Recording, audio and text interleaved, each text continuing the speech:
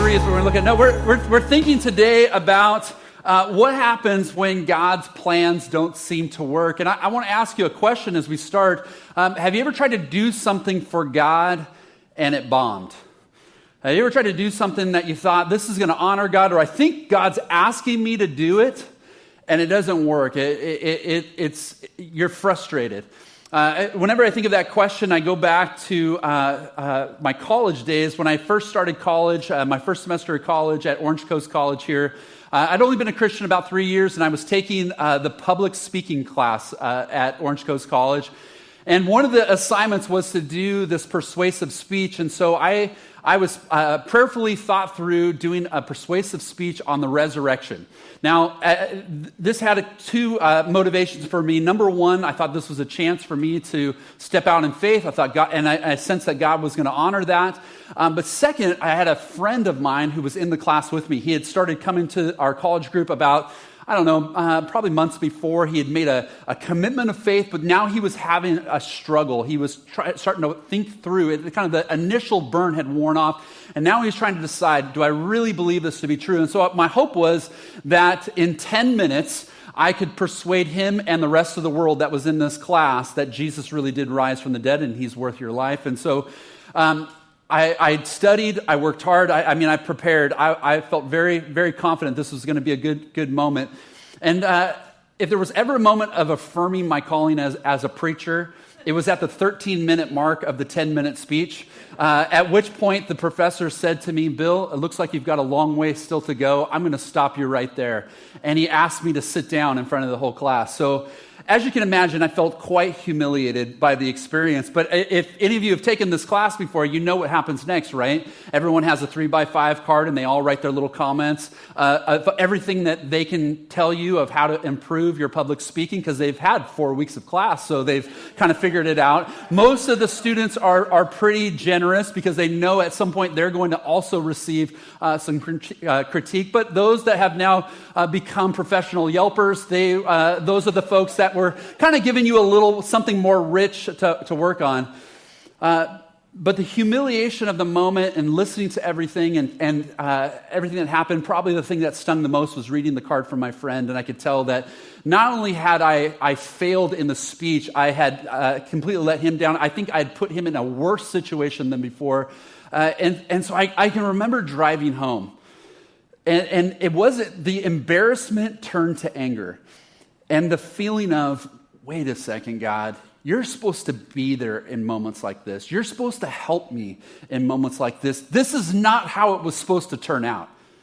And in that moment, I could feel my blood boiling, my anger rising, my voice elevating, my fist starting to move from the steering wheel to the sky, the finger pointing. You should have been there. You should have done something. You should have intervened in some way. This shouldn't have happened in this way. Have you ever felt like that? You ever had a moment, a season where probably something, I'm guessing, much more significant than a 10-minute speech, but something that so shifted your heart in a way that you were asking the question, God, where are you? Man, you left me hanging out to dry on that. Like, you wanted me to do this. I sensed that you were with me on this, and I did what I thought you wanted me to do, and it's worse now. Have you ever felt those kinds of emotions? This summer, one of the things that we're doing is we're thinking through this question, where is God when life is hard? And if you have a life journal, I want to encourage you to take some notes. If you don't have one, grab one at the grow table out on the patio afterwards. But I think this is going to be a great series for you to take notes, because each week, one of the things that we're doing is we're looking at some of the classic stories, classic moments in the Bible, because so much of God's story with us and his redemption of us from creation to new creation is dealing with the fact that life is hard. And where is God in those moments? And so we're thinking through that. We're trying to understand that, because we know that to be true. We know that that's the experience that we face, is that sometimes there are seasons where we feel like God just gets it wrong. And so I want us this morning to look at this story. So if you haven't already done so, turn to Exodus 3, because in Exodus 3, what we're going to do is we're going to anchor here, and then I'm going to kind of summarize the next about 10, 11 chapters for you. But we need to keep coming back to this passage that Barb read so that you can see this. But let me help set it up in Exodus 3, because this is one of those great stories to try to think through. Where is God when life is hard? At the end of Genesis, we see God's people have this family has come into Egypt. They're living among them. There's famine. They're surviving. But over the years, really over hundreds of years, they grow, they multiply, they become quite extensive. When we read the book of Exodus, as it picks up in the narrative, what we see is that there is a fear among the Egyptian people that they've gotten so large that not only do they decide to try to control them by putting them into slavery, but there's a decision to pursue genocide, to kill off these boy babies. And so there's the story, the book of Exodus begins with the story of Moses being miraculously saved. And the story of Moses is significant because as he's rescued by Pharaoh's daughter, he's raised in Pharaoh's court for the next 40 years. And the situation for the Israelites continues to get worse and worse. One day there's a fight that's breaking out. It's between an Egyptian and an Israelite. Moses, trying to come to the defense of the Israelite, comes. He winds up getting involved in the fight and killing the Egyptian. He hides the body, tries to hide the story. But later he comes and he finds two Israelites. They're fighting together. He tries to break it up, and they say, "What, are you going to kill me like you did the Egyptian?" He knows that the word is out and he has to make a run for it. And so he escapes out into the desert. He comes and begins to work for his father-in-law. He's a shepherd for the next 40 years of his life, tending sheep, sitting in the desert. And so when we pick up this story where we are today, Moses is 80 years old. For 40 years, he's lived in Pharaoh's court. For 40 years, he's lived in the desert, kind of leading sheep around the desert. And in this moment, he comes and he sees this bush that is burning but not being consumed. He's intrigued by it. He approaches the bush, and he hears the voice of God. And God begins to give him a vision. He begins to say, "I have heard the cries of my people, and I'm going to rescue them. I'm going to pull them from slavery, and I'm going to take them to a land flowing with milk and honey. And Moses, you're going to be the one who's going to lead this." And Moses is reluctant. He kind of fights back a little bit, saying, "I'm not very good at talking." And we don't know what if he has it seems like he has a stuttering problem or something, but God says, "Here's what we're going to do. I'll give you your brother Aaron. He will be like the prophet, and you will be like God. You will be the leader, and he'll speak on your behalf. But you're going to go to Pharaoh, and you're going to tell him to let my people go." Pharaoh at this time is basically the most powerful man in the world. And so what I want to pick up is this. Let's look again at this passage, but I want you to see some things that are really important that are going to set us up to ask some questions about a big idea that we want to look at today. So let's read this again and kind of listen to what God is saying again to Moses. He says, "Now go assemble the elders of Israel and say to them, 'The Lord, the God of your fathers, the God of Abraham, Isaac, and Jacob, appeared to me and said, I've watched over you.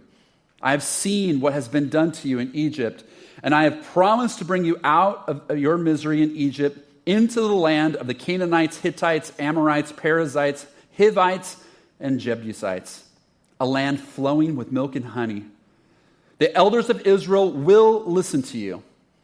Then you and the elders are to go to the king of Egypt and say to him, 'The Lord, the God of the Hebrews, has met with us. Let us take a 3-day journey into the wilderness to offer sacrifices to the Lord our God.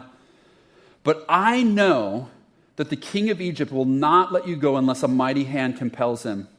And so I'll stretch out my hand and strike the Egyptians with all the wonders that I will perform among them. After that, he will let you go.'" Okay, so let's think about this a little bit. So this amazing vision.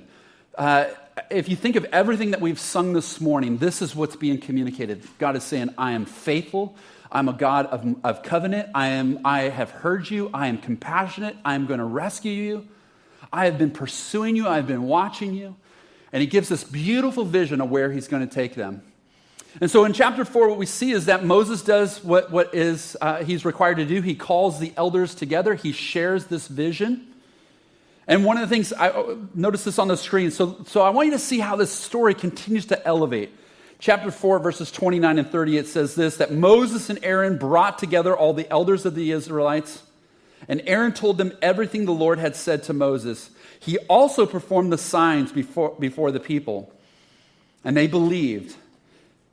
And when they heard that the Lord was concerned about them and had seen their misery, notice this, they bowed down and they worshiped. So Moses and Aaron come, they say, here's what God told us to tell you. And they cast the vision and they're overwhelmed. And then they begin to perform the signs. When God was trying to show that he was with them and that there was this power, he had him throw his staff to the ground, it turned into a snake. They do the same things. They're seeing this power. They're hearing this vision. They're seeing this power. And notice what it calls them to a place of doing. They fall to the ground in love, in worship, in adoration. Just, Lord, you've heard us. You're there for us. I mean, I don't know that you could say the moment could get to a bigger, better place. And so here's where we are. And then you go into chapter 5. In chapter 5, Moses takes a big breath. Here we go. I'm going to confront the most powerful man in the world. And he comes into this place in which he's known. And he knows how serious this is. And he makes the demand. We've met with the Lord. The Lord wants to meet with us, a 3-day journey. He wants you to let the people go. And look at chapter 5, verse 2. Put it here on the screen. Pharaoh's response was this. He says, "Who is the Lord that I should obey him and let Israel go? I do not know the Lord, and I will not let Israel go." Now, at this moment, this is like the professor interrupting me. You're kind of got to try to catch your breath. Like you're thinking, Moses is thinking, wait, what? This is not how it's supposed to work. In fact, it actually gets worse after this. After this, the response from Pharaoh is that here are these Israelite people. They're lazy. They're worthless. They're trying to take advantage of us. Let's make it harder so they know who's boss. And so what he does is Pharaoh actually makes a decision that they are going to be, he's going to continue to require them to make the bricks that they've been making, but now they won't give them the straw and the stubble that they've been given, that resource them, empower them to do the job. So same amount of quota, without the same amount of resources, and you can imagine the results of that. They can't keep up with the workload. So the taskmasters, these masters are beating the leaders, saying, you need to increase the production. They're saying, how can we increase the production? We can't keep up with the production. You're not giving us the resources, and you have this cycle going. And so the Israelite leaders go to Pharaoh themselves and say, this is unfair. You can't do this. And Pharaoh's response is, in essence, be quiet. I'm tired of you. I'm tired of your laziness. You will do this, and you'll do it on the conditions I say. Then they go to Moses, and they say, what in the world did you do? Why did you get involved? Why did you do this? Why did you have made our lives miserable? We're a stench to Pharaoh. It would have been better if you never got involved. And this whole thing, I mean, you can see this whole story is just plummeting to the very depths until we get to the very end of the chapter. In the very end of the chapter, we read this, chapter 5, verse 22. It says this, that Moses returned to the Lord and said, "Why, Lord, have you brought trouble on this people? Is this why you sent me? Ever since I went to Pharaoh to speak in your name, he has brought trouble on this people. And you have not rescued your people at all." Have you ever been there? Have you ever been to that place where your voice is elevated and your fist is in the air and your finger is pointing and you are saying, you did not do what you said you would do. You made things worse. I wish you never would have gotten involved in this. What do we do? What do we do when it seems like God's plan doesn't seem to work? I want to give you a big idea, and I want us to walk back to chapter 3 and look again at what God had said. And I think there's some great hints of how we survive these hard times. But here's a big idea that I want us to work with today. And it's this, that when it seems that like God got it wrong, make sure you got it right. When it feels like God got it wrong, when it seems that way, make sure you got it right. There will be times when you will question that God missed it, that he got it wrong. And in those times, you'll let God know that. You will express that. But in those times when we find ourselves asking, where is God when life is hard? Let's take a step back and let's try to rethink, what is it that God has shown us? What has he revealed? What has he told us? And before we assume that God got it wrong, let's make sure we got it right. I think there's some clues when we look into this passage that there's some moments that in the frustration that the people of Israel, and particularly Moses, miss, and you'll see a transformation that happens as a result. And so here's the first thing I want us to see is that we need to ask the question, do we have the right expectations? Do we have the right expectations? And so expectations, sometimes disappointment comes when we have the wrong expectations. When our expectations are here and reality is here, it's this gap right here that creates disappointment, isn't it? And so sometimes what we hear what we want to hear, we believe what we want to believe, our expectations are here, reality is here, and as a result, we miss things. And in this moment, one of the things that we see here is that we are reminded that there is no such thing as an untested faith. Okay? There's no such thing as an untested faith.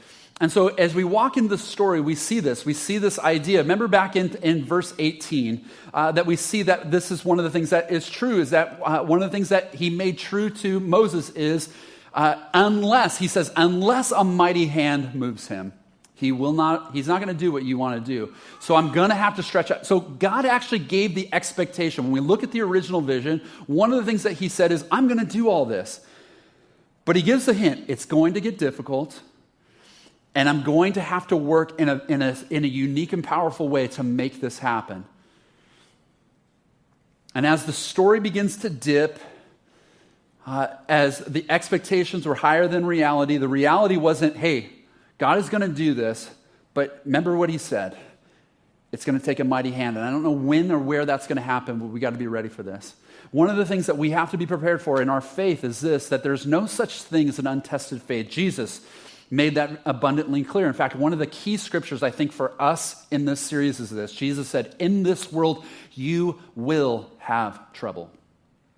You will. But take heart, for I have overcome the world. Remember in Jesus' great sermon, the Sermon on the Mount, he ends with this idea of not if storms come, but when the storms come, when the waters rise in your life. He's not saying maybe you will experience this. He says you will have seasons in your life where the waters will rise, the storms will come. And those who followed Jesus and his first followers, they picked up on this. They knew this. The early church was facing immense persecution. And so Peter, who was one of his closest followers, one of his greatest leaders, could say to the people, we can see this in 1 Peter chapter 4. He says this, he says, "Dear friends, do not be surprised at the fiery ordeal which has come to test you as though something strange were happening to you, but rejoice inasmuch as you participate in the sufferings of Christ, so that you may be overjoyed when his glory is revealed." Don't be surprised that we suffer just like the one we follow suffered. James, the brother of Jesus, who became a leader in the church, as once he came to a place of faith, became this great leader. James says, James's words, this scripture is very difficult, I think, for any of us to embrace, but they're powerful. James says this, "Consider it pure joy, my brothers and sisters, when you face trials of many kinds." All of us wish that line was not in the Bible, right? That's not what most of us feel when trials of many kinds come in our lives. And the idea of many kinds is everything. You and I, there's nothing we, because of our Christian faith, are immune to. We're going to get fired.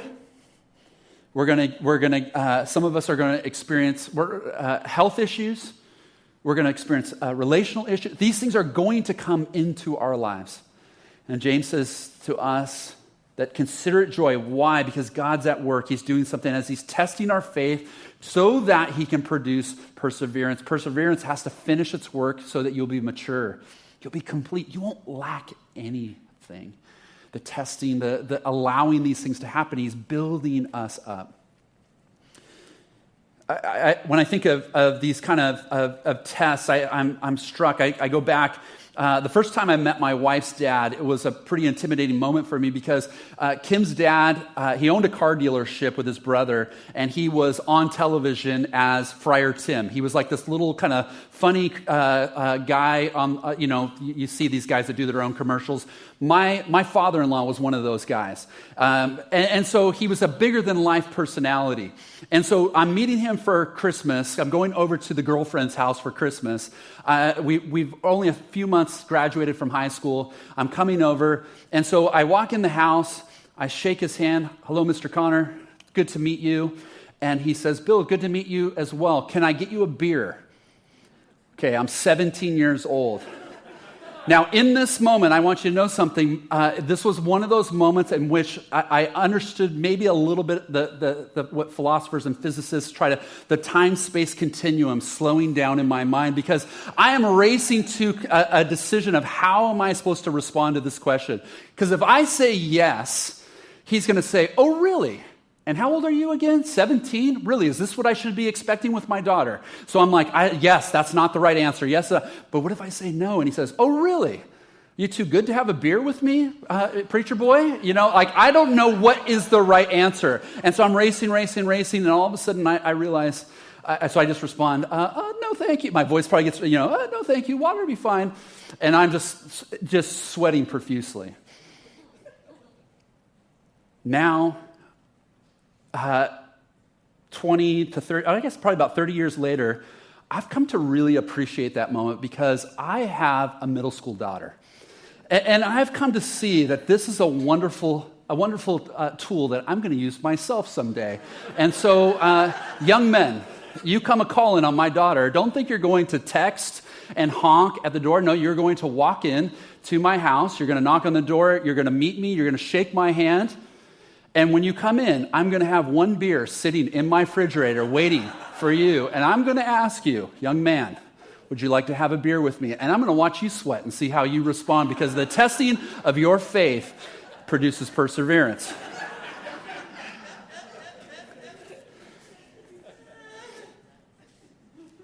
There's no such thing as an untested faith. And so we want to ask, do we have the right expectations? Don't be surprised. Some things are going to test our convictions, our courage, our character. Don't give in when those things come. Here's the second thing I want us to see. The second thing that we have to ask, the question we have to ask is, are we trying to control more than we're capable? Are we trying to control more than we're capable?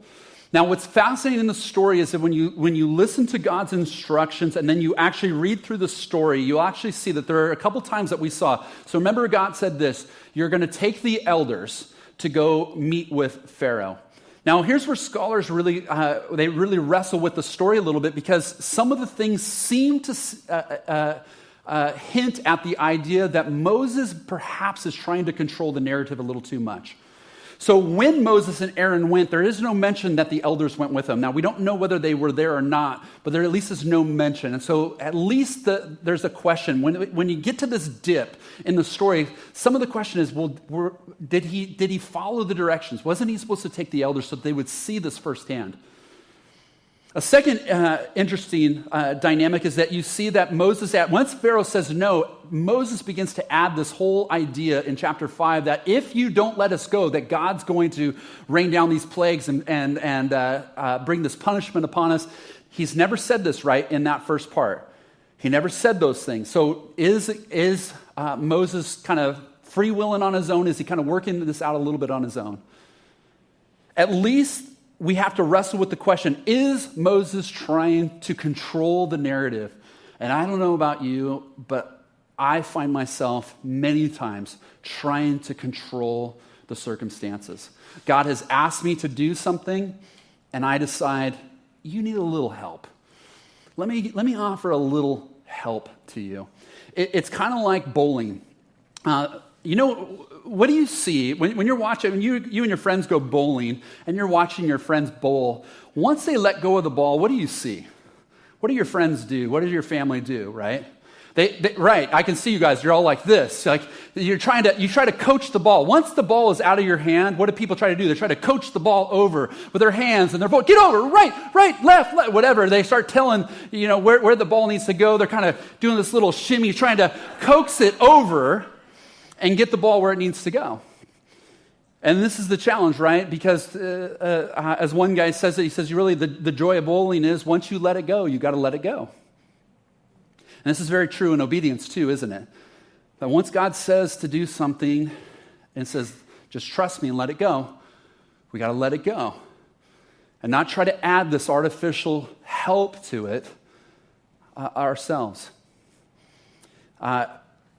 This has been an interesting season for me, especially in the life of Beachpoint. So on the Fountain Valley campus, every so often we'll do a blood pressure clinic, and we were doing one probably about a little more than a year ago, and I'm sitting down, and I try to model to everyone, hey, don't be afraid, get your blood pressure taken. I'm thinking, I'm in that middle stage there. It's good for me, but I'm pretty confident I'll do just fine. And I sit down before our 8:30 service. It's about 8:15. I sit down. Denise, who was there taking my blood pressure, takes my blood pressure. She goes, she looks me in the eye, and she goes, and then she takes it again, and she goes, "How do you feel?" I said, "I feel fine." She kind of does one of these like slow. And she goes, "We need to talk after the service." And so I go, "Okay." And so I go in afterwards. She goes, I'm going to come to your office tomorrow. What's a good time? And I tell her, "Okay, how about this?" She goes, "Great." She comes in the next day. She sits down and she says this. She says, "Bill, your blood pressure was so high yesterday that if you would have shown any signs of fatigue, I was going to cancel church." They would have had to play like a VeggieTales video or something. I don't know what, but I was not going to allow you to preach. I was very concerned about you. What's going on? And we began to talk and kind of things. And so I had to start instituting some things in my life, some external things for my lifestyle, but also realizing a big part of that was stress and deciding what things I was going to try to hold on to and what things I had to be willing to let go. And Beachpoint right now, man, we have some pretty big balls in the air. We're just kind of we're juggling like a chainsaw, a torch, and a grapefruit. It's like just get to the grapefruit again. Just get like every time. On that Fountain Valley campus, there's if you haven't seen already, we have 3 bulldozers right now building trenches and holes and filling them back. I mean, the moment that first bulldozer came in, I just like I was like, here we go, we're doing this. Okay, we're doing, like, it's no more. I mean, so there's a part of that.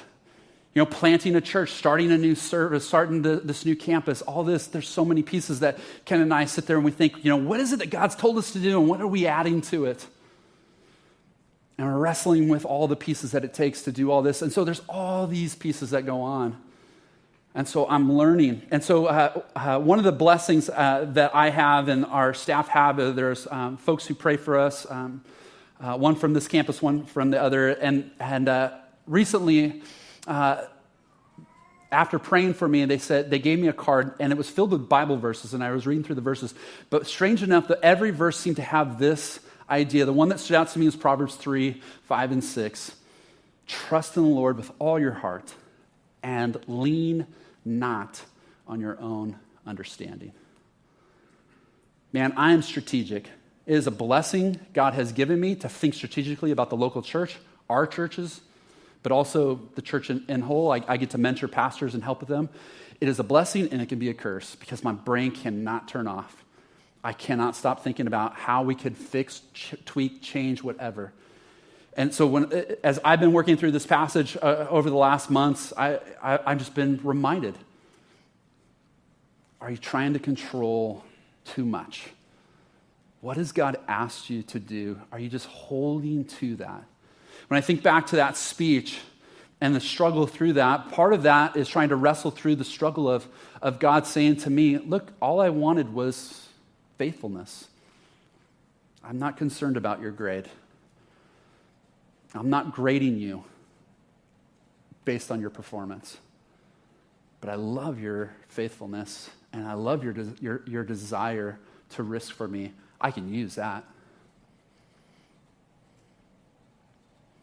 One last thing I want us to see as we look in this passage, and it's this idea that we need to stop focusing on circumstances and see the big picture instead.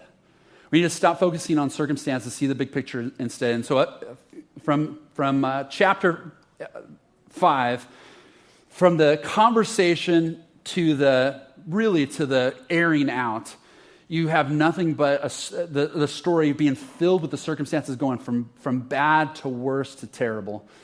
And in that moment, there's this incredible thing that happens. Chapter 6 begins with God kind of going like this. Okay, good. Now, let's get to work. I mean, there's just kind of a deep breath. And, I mean, Moses has just aired him out, and he just says, now you're going to see. Now you're going to see, and he begins to do something. In the first 6 verses, what you begin to see is God does this thing where he takes him back, and he reminds him. See, all Moses can see at this point are the circumstances. Not only are we in slavery, now we're being oppressed. Now it's like, and you're not someone of your word. You're not a God we can trust. All this is all Moses can see is all the circumstances. And God says, you're about to see. Moses, you have forgotten who I am. I am the God of Abraham, Isaac, and Jacob. I am a God who is faithful.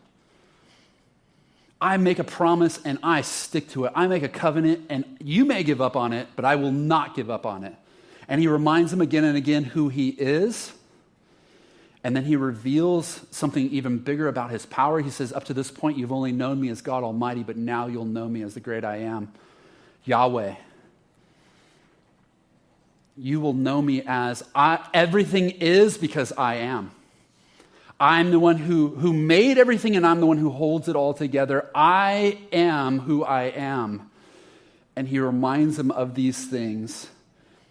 And from that point on, you see, he tells them, go again to the Israelite leaders and tell them, this is what's going to happen.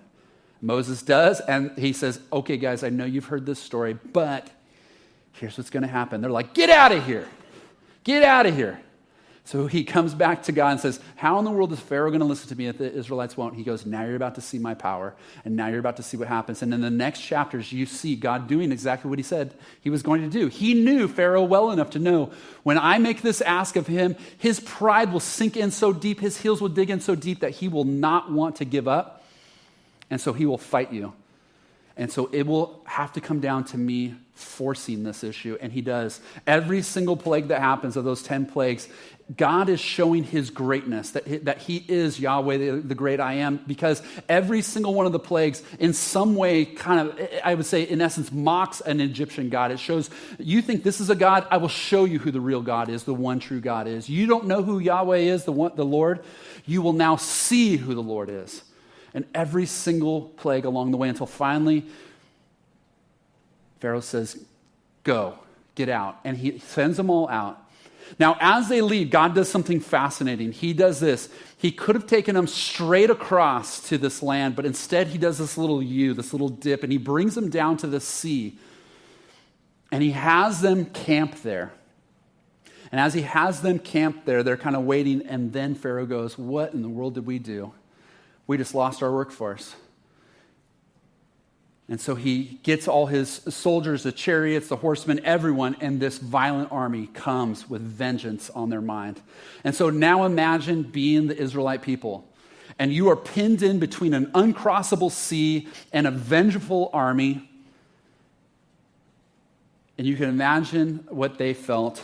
Chapter 14, it says this, verse 11, put up here on the screen, it says, when they said to Moses, was it because there were no graves in Egypt that you brought us to the desert to die? What have you done to us by bringing us out of Egypt? Didn't we say to you in Egypt, leave us alone, let us serve the Egyptians? It would have been better for us to serve the Egyptians than to die in the desert. We would rather be slaves, is what they're saying. And if they ever felt like this thing had absolutely collapsed, it's in this moment. We were at summer camp a couple weeks ago with the high school students of Beachpoint, and the speaker said this. I thought it just captures this moment perfectly. He said, "Faith is trusting the truth when you have every reason not to." Faith is trusting the truth. You have every reason not to. If there's ever reason not to trust God in this moment, it's because there's an uncrossable sea on one side and there is a vengeful army on the other side. And they lack the imagination. But he said this, Mark, who was our speaker at camp, he said this: would you rather have a God that's predictable or a God that exceeds your expectations? And that's exactly where they are, because at that moment, Moses has somehow been transformed enough. Now, there's a part of this text that it seems very comforting and very pastoral. The reality is Moses basically, his next words are, shut up. Okay, so here's what he says. Moses answered the people, do not be afraid. Stand firm and you will see the deliverance the Lord will bring you today. The Egyptians you see today, you will never see again. The Lord will fight for you. You need only to be still. See, God is a God who's about to exceed their expectations. The fascinating thing is the next verse basically says this. God's basically like, what are you looking at me for? Go. Okay. Raises his hands, and the sea does the unimaginable. The sea begins to part. The people cross through. The army filled with pride enter in as well. Moses on the other side raises his arm again. The sea closes, and God, just as he promised, you will never see these guys again. They will never hurt you again. Delivers on his promise. And this journey towards him fulfilling this vision has begun. And it's a fascinating thing. And it says this. It says, this becomes this transforming moment. It says, and when the Israelites saw the mighty hand of the Lord displayed against the Egyptians, the people feared the Lord and put their trust in him and in Moses, his servant. In this moment, this is a moment that the Israelites turn again and again. They look back. In fact, they would raise up their kids and they would say, you can trust the Lord. He is the God who saves. And they would tell this story again and again. As you read the Old Testament, you'll see they point back to this moment again and again. He's the one who saves. And so we see it in this story that sometimes we think God has got it wrong. And in those moments, we need to take a step back and make sure we got it right. And so I want to invite you to think about something today. What are you going through that's making life hard? What are you going through that's making life hard? Last week, Sean asked this, what's your storm? And this summer, I know it would be easier to avoid some of these things, but we're pressing in because we want to experience the God who saves, the God who is with us in the trouble. We may not see him, we may not feel him, but he is with us. What are you going through that's making life hard? And let me ask you this. Is there a part of this? How can you release control? How can you release control? How can you trust that God is doing something bigger? How can we be at peace that faith sometimes is tested, that maybe our expectations are in the wrong things and we need to put our expectations in the right things? But it may mean letting go of control. It may mean trusting that God is doing something bigger. Try to imagine, if you could, what it was like when Jesus burst on the scene. Here's the God who saves, and Jesus comes. And he's revealing his kingdom, and the people are saying, who is this guy? Who teaches like this, like one with authority? And he's performing these miracles, and they're saying, we know you're from God, because who could do the things you do? Who is this one who stills the wind and the waves? And they think he has come, the Savior has come, the Messiah has come, that he's going to save the world. And then that Friday comes and they nail him to the cross. Every expectation they had crashing to the ground. Everything that they had tried to do to control the situation, they had lost that. And on that Friday they go scattering, hopeless. But on that Sunday, when Jesus, they start hearing the whispers, the tomb is empty. He's alive. This person saw him, this person saw him. And then that night, Jesus walks in the room with his disciples and says, ta-da! And he begins to restore in them their hope. And it says that Jesus did this, going all the way back, he began to retell the story of God and how the big picture of what God is doing, how this had to be a part of it. And I want to give you something today. I want you to know something, that this story is happening. Our ending, this vision God has for us is assured. It is complete. It is secure. Hope in the Bible is not like buying a lottery ticket where you cross your fingers and hope it will work. Hope you'll win. Hope in the Bible is you can count on it. It is assured. God will redeem this world. He is doing it, and he is in the midst of your trouble as well. And so this morning, I just want to give us a second just to renew our hope and say, Lord, I know you're with me in this trouble. Or, Lord, I'm open-handed today.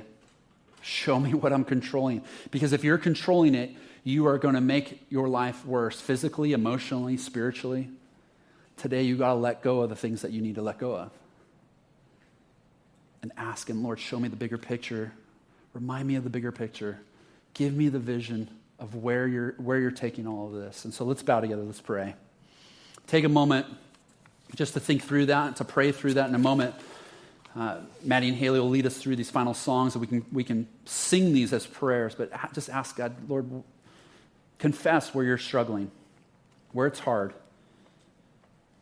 But the parts that you're holding on to, the parts you're controlling, where you're not seeing the big picture, ask him to meet you.